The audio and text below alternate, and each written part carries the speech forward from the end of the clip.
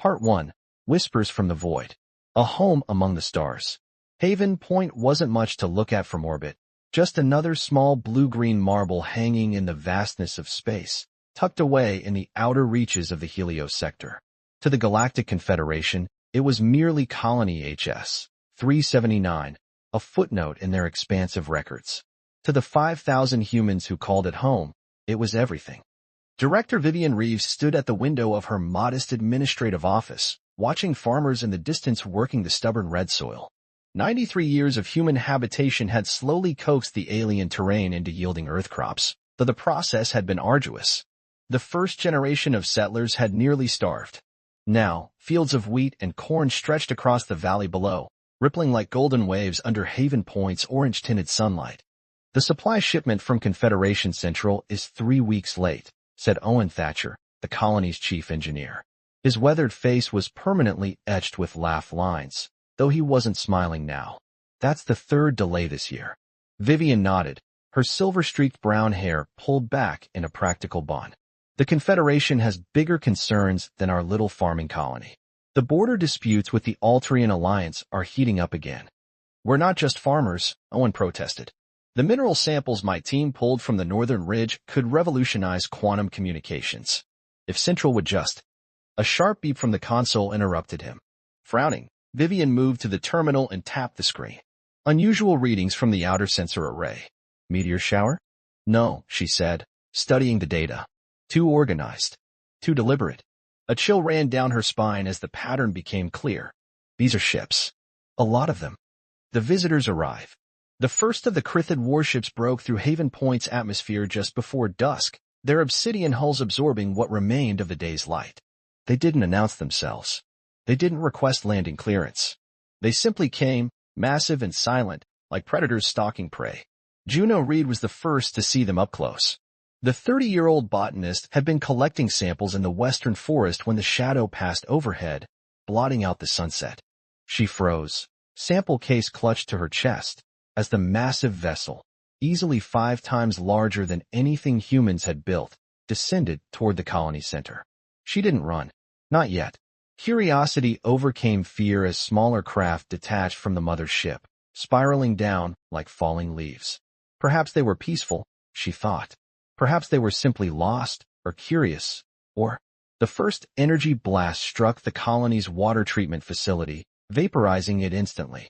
The concussive wave knocked Juno off her feet, sending her sprawling into the underbrush. The sample case shattered. In the distance, screams began to rise. Only then did she run. First contact, first blood. Everyone to the emergency shelters. Vivian's voice cracked over the colony-wide communication system. This is not a drill. I repeat, this is not a drill. The defense militia, 23 colonists with basic military training and outdated pulse rifles, had already deployed around the settlement's perimeter. They weren't soldiers. They were farmers and teachers and engineers who took monthly security shifts. None of them had ever fired their weapons outside of training exercises. Former Lieutenant Marcus Donovan, Haven Point's elderly security chief, positioned himself behind an overturned harvester. His hands, gnarled with arthritis, steadied his rifle with practiced ease. He'd retired from Earth's United Defense Force 70 years ago, hoping to live out his remaining years in peace. Now, watching the alien dropships land in the colony's central square, he wondered if those years would be cut dramatically short. Hold positions, he ordered through his comm unit. Do not engage unless directly threatened. The first Crithid emerged from their vessel like nightmares given form. Standing nearly 3 meters tall, their bodies were covered in chitinous plates that gleamed with an iridescent sheen. Multiple limbs, some ending in claws, others in what appeared to be biological weapons, moved with unsettling grace. Their faces, if they could be called that, featured no recognizable eyes or mouth, just a series of sensory pits arranged around a central opening lined with hooked appendages. The lead Crithid stopped, its head swiveling in an arc until it seemed to focus on Marcus's position. Then, with deliberate slowness, it raised an arm. The limb reconfigured itself, plate shifting and realigning until it formed something that looked disturbingly like a cannon. Lieutenant, one of the militia whispered through the comm, what do we? The Crithid fired. Not at Marcus, but at the young woman crouched behind a nearby storage unit. The energy burst struck her squarely in the chest, and she simply came apart. Open fire. Marcus roared, squeezing his trigger. All units, open fire. The fall begins. The battle, if it could be called that, lasted 47 minutes. By the time the last defender fell, nearly a third of Haven Point lay in ruins. The school, the medical center, housing Block C, all reduced to smoking craters. The Crithid moved methodically, destroying infrastructure while herding survivors toward the colony center. In her office, now serving as an impromptu command post, Vivian Reeves desperately tried to establish contact with Confederation authorities. The long-range transmitter sputtered and hissed with interference. "They're jamming us," Owen said, his face streaked with soot. He'd been helping evacuate the hydroponics lab when a blast collapsed part of the ceiling. A makeshift bandage wrapped his left arm. "Standard invasion protocol. We're not at war with anyone," Vivian insisted. "There must be some misunderstanding." A deafening crash shook the building as something heavy slammed into the ground outside. Through the window, they could see a massive Crithid war machine stomping through the settlement's eastern quarter, its legs crushing homes and gardens with mechanical precision. "I don't think they care about misunderstandings," Owen muttered. The secret below. While chaos reigned above, Juno Reed made her way through the colony's maintenance tunnels. She wasn't heading for the shelters. Instead, she moved deeper toward a section of the underground network that didn't appear on any official maps. At a nondescript junction, she pressed her palm against a seemingly ordinary wall panel. A hidden scanner read her biometrics, and a door slid open, revealing a chamber that hadn't been accessed in decades. Inside stood a single console, covered in dust. The technology looked ancient by modern standards, but when Juno wiped the screen, it illuminated immediately. A simple prompt appeared: authorization required. Juno took a deep breath and spoke the passphrase her grandmother had made her memorize as a child, never explaining why it was important, only that someday it might be needed. Prometheus watches. The fire still burns. The screen changed, displaying a new message. Prometheus protocol initialized. Guardian frequency accessed. Transmission beginning. Deep beneath Haven Point's surface, machinery that had lain dormant for nearly a century hummed to life. A signal, encrypted, compressed, and disguised as background radiation, shot outward, bypassing the Crithid jamming fields. It traveled faster than light, racing toward coordinates that appeared on no Confederation star chart. Coordinates where humanity's darkest weapons waited. The signal sends. As night fell on Haven Point's first day under siege, survivors huddled in whatever shelter remained. Families comforted crying children. The wounded suffered in silence, knowing medical supplies were limited. Through breaks in the clouds, they could see more Crithid ships arriving in orbit, dark silhouettes against the stars. No one knew that help was coming. No one except Juno Reed, who made her way back through the tunnels toward the surface, her mission accomplished. She emerged near the colony's edge, where the forest met the settlement's outermost buildings. As she crept from shadow to shadow, a sound caught her attention, someone crying. Following it, she found a young boy, no more than 8, crouched behind a fallen storage unit. His clothes were torn, his face smudged with dirt and tears. "What's your name?" Juno whispered, kneeling beside him. "Finn," he sniffled. "I can't find my parents." "Come with me," she said, offering her hand. "I'll keep you safe until they come." "Who?" the boy asked. Juno's eyes turned skyward, toward the endless void where her message now traveled. The ones who remember what humanity really is. Part 2. Ashes of Resistance. The deepening shadow. By the 6th day of the invasion, Horizon 7 was burning. Black smoke billowed from the agricultural domes, casting a perpetual twilight over the once pristine landscape. The main settlement had become a maze of rubble and makeshift barriers, each intersection bought with blood and desperate courage. Juno Reeves crouched behind the collapsed wall of what had once been the community center, her face streaked with ash and dried blood. Beside her, 3 colonists, farmers who'd never held weapons before last week, clutched improvised explosives with white-knuckled determination.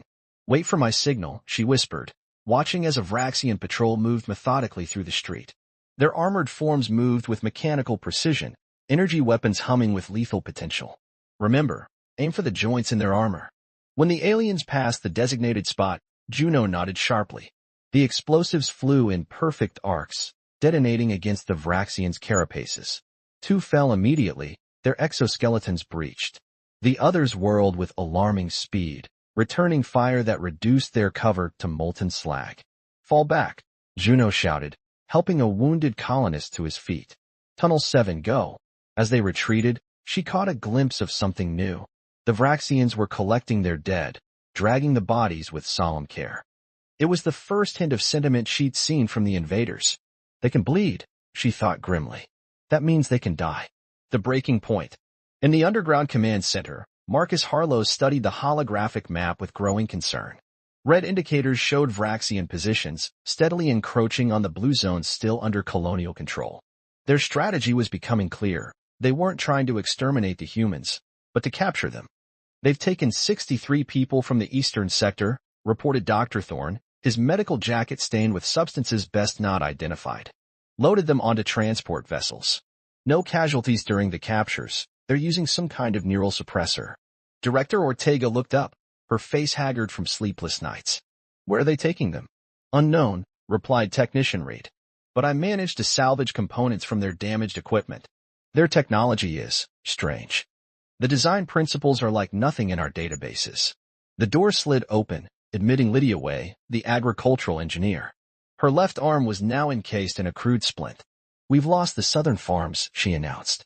And the eastern cave network was compromised. We're evacuating the civilians deeper into the Highland tunnels. Harlow closed his eyes briefly. The Lazarus Protocol should have brought a response by now. Had the signal failed? Or worse, had there been no one left to receive it? We need to consider surrender, Ortega said quietly, the words hanging like lead in the air. To save whoever's left. No, Harlow's voice was sharp. Not yet. Then tell me what you know, she demanded, rising to face him. You've been hinting at some kind of backup plan for days. If you have information that could save lives, I'm ordering you to share it. Now. The room fell silent, all eyes turning to Harlow. The former colonel straightened, something of his military bearing returning to his weathered frame. Before I came to Horizon, he began, I served in the Terran Defense Forces Special Operations Division. My final assignment was Project Sentinel, a contingency plan for existential threats to human colonies too far from Earth to receive conventional aid. What kind of contingency? Ortega pressed. A fleet, Harlow replied. A Phantom Armada, officially decommissioned but secretly maintained. Ships crewed by volunteers who agreed to disappear from all records. Soldiers who gave up their identities to become humanity's final safeguard. Disbelief rippled through the room. That's impossible, Reed said. The Defense Force doesn't have the resources. This isn't a Defense Force operation, Harlow cut in. Not officially. It's funded by a coalition of colony worlds, corporations with interests in the frontier, and certain elements in Earth's government who understand the need for unconventional insurance policies. And you think this Phantom Fleet is coming to save us? Ortega asked, skepticism evident in her voice. I activated the beacon. If it worked, yes. They're coming. When? Harlow met her gaze steadily. Soon. But we need to hold out a little longer. The last line. The next day brought the harshest assault yet. The Vraxians had adapted to human tactics, deploying shield generators that rendered explosives ineffective and thermal sensors that detected hidden colonists. They pushed methodically toward the colony's core, their numbers seemingly limitless. Juno found herself defending the medical bunker, the last fallback position before the deepest shelters where children and the elderly huddled in terrified silence. Beside her stood Marcus Harlow, wielding an ancient pulse rifle with the ease of someone who had never truly forgotten his training. We can't hold this position, she said between bursts of covering fire. There are too many. We don't need to win, Harlow replied calmly, picking off a Vraxian scout with precision. We just need to survive.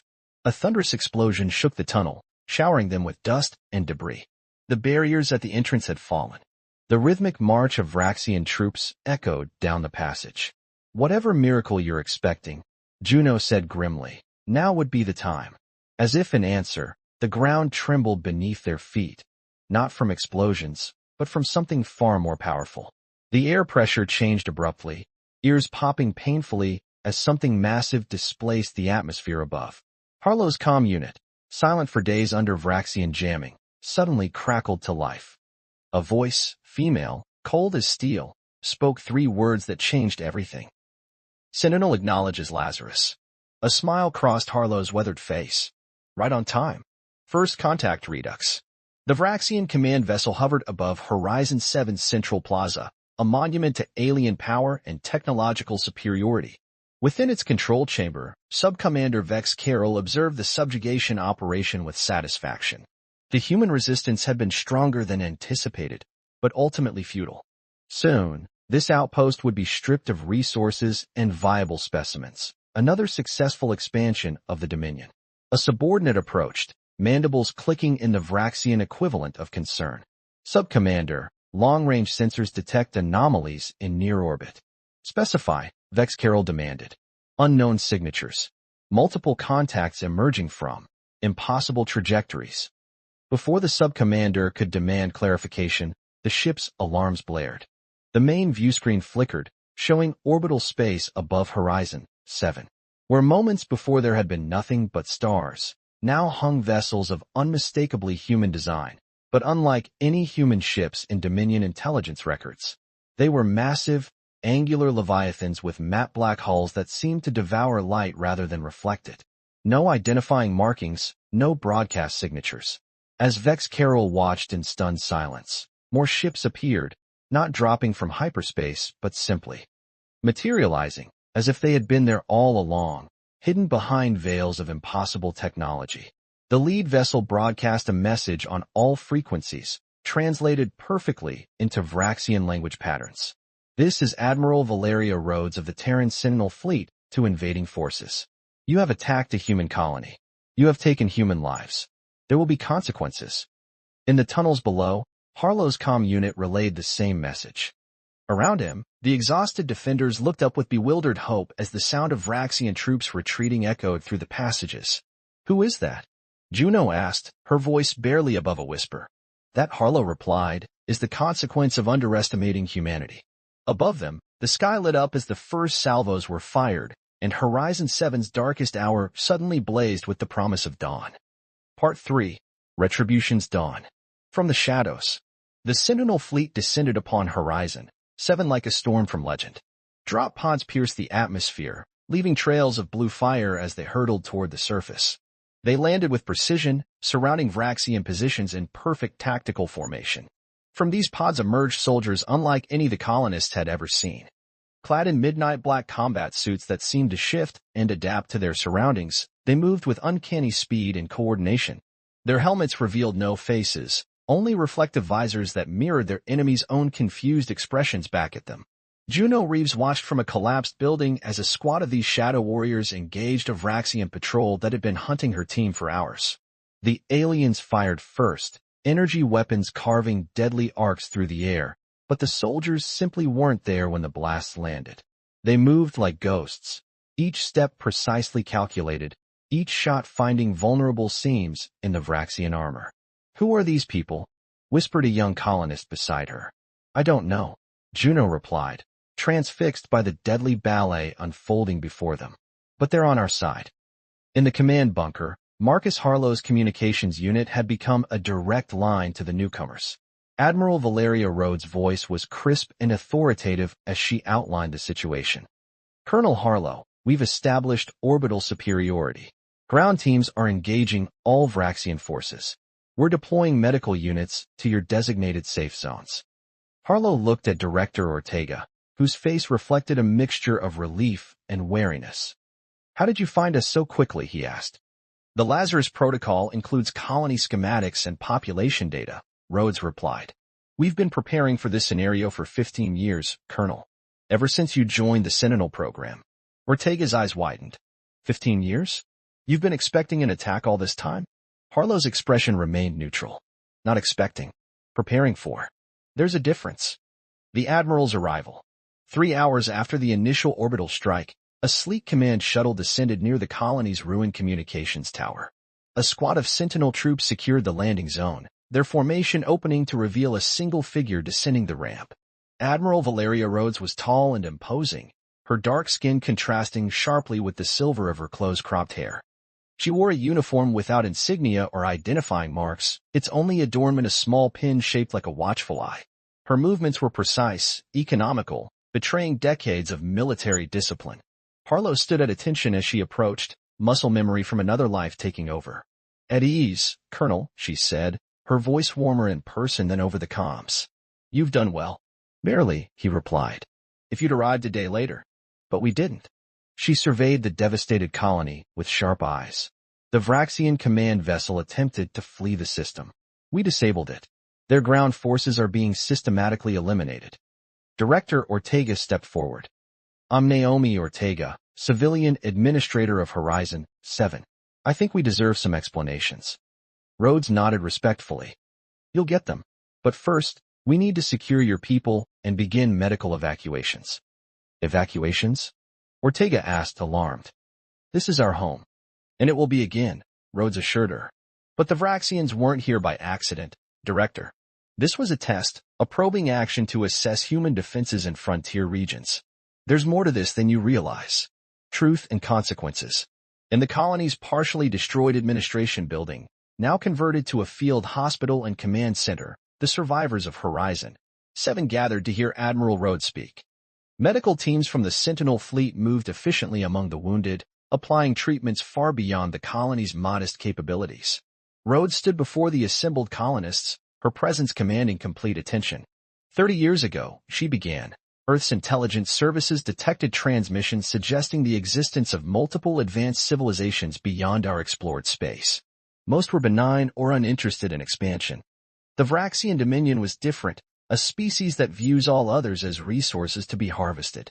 Holographic displays activated around her, showing star charts with red markers indicating Vraxian expansion patterns. The Galactic Council, the alliance of space-faring species you've heard rumors about, chose appeasement over confrontation. They established buffer zones, sacrificing frontier regions to keep the Vraxians satisfied. Human colonies were deemed expendable. Murmurs of anger spread through the crowd. Earth's government officially complied with the Council's policy, Rhodes continued. Publicly, they reduced military presence in frontier systems to avoid provocation. Privately, they authorized the Sentinel program, a shadow fleet positioned to respond when the inevitable attacks began. So we were bait, said Dr. Thorne bitterly. No, Harlow interjected. We were the tripwire. The warning system. Rhodes nodded. Exactly. Horizon 7 isn't the first colony the Vraxians have tested, but it is the first where the Lazarus Protocol was successfully activated. The first where we could respond in force. What happens now? Asked Juno, her arm in a sling but her gaze unflinching. Now, Rhodes said, her voice dropping to a dangerous calm. We show the Vraxians the consequences of their actions. The message. Sub-Commander Vex Carroll awoke in a sterile white room, restraints binding his limbs to a medical platform. His armor had been removed, leaving him feeling vulnerable and exposed. The last thing he remembered was his command vessel being struck by weapons unlike any he had encountered before. A door slid open. Admiral Rhodes entered, followed by Harlow and, surprisingly, Director Ortega. Your invasion force has been neutralized, Rhodes stated without preamble. Your ships have been captured or destroyed. You are the sole survivor of your command crew. Vex Carroll's translator implant converted her words perfectly. He clicked his mandibles in the Vraxian gesture of defiance. The Dominion will send more. This outpost will fall. No, Rhodes replied calmly. It won't. Because you're going to deliver a message to your leadership. She activated a small projector that displayed a holographic recording. It showed Sentinel fleet vessels systematically dismantling Vraxian ships, weaponry that bypassed shields as if they weren't there, tactical movements that suggested intimate knowledge of Vraxian weak points. This was not our full strength, Rhodes said. Not even close. Your species has been harvesting what you believed were defenseless colonies, Sub-Commander. You've been attacking our fringe, thinking you were measuring the extent of human capability. She leaned closer, her voice dropping to a whisper. You weren't. You were merely triggering our early warning system. Legacy of Horizon. 3 weeks after the battle, Horizon 7's reconstruction was well underway. Sentinel engineering teams had restored critical infrastructure with astonishing speed. Medical facilities had been upgraded, defense systems installed. The colony would no longer be defenseless. In the newly rebuilt Central Plaza, Marcus Harlow stood with Admiral Rhodes, watching as colonists and Sentinel personnel worked side by side. The Vraxian leadership received our message, Rhodes said. Our intelligence indicates they're withdrawing from 3 other frontier systems they had begun infiltrating. They'll be back, Harlow replied. Maybe not here, but somewhere. Yes. And we'll be waiting. She turned to face him. The Sentinel program was designed as a stopgap measure, Colonel. A hidden shield while humanity built its strength. But after what happened here, the policy is changing. Going public? Not entirely, but expanding. More colonies will have embedded operatives like you. More shadow fleets are being commissioned. Nearby, Juno Reeves was training a group of colonists on the new defense systems. Director Ortega and Dr. Thorne were reviewing plans for hardened shelters and early warning networks. The people of Horizon 7 would never be caught unprepared again. What about you? Rhodes asked. Your cover is blown here. We could reassign you to another colony, or you could return to active service with the fleet. Harlow watched as Lydia Way approached with a group of children, teaching them how to plant seedlings in the newly restored soil. Life continuing, adapting, persisting despite everything. I think I'm still needed here, he said finally. If that's acceptable. Rhodes nodded. It is. Every Sentinel needs a horizon to watch. As the Admiral departed to return to her fleet, Harlow gazed up at the sky. The Sentinel ships were invisible from the ground, but he knew they were their silent guardians orbiting not just this colony, but dozens of others across the frontier of human space. The Vraxians had expected to find an isolated outpost, ripe for harvesting. Instead, they had awakened humanity's shadow guardians and triggered the beginning of a new era in the silent war among the stars. Somewhere out there, other colonies faced their own dangers, their own hidden enemies. But they were not alone. Not anymore. The signal had been sent, the response proven. And if threatened again, humanity would remember the lesson of Horizon 7. Even the quietest outposts have teeth.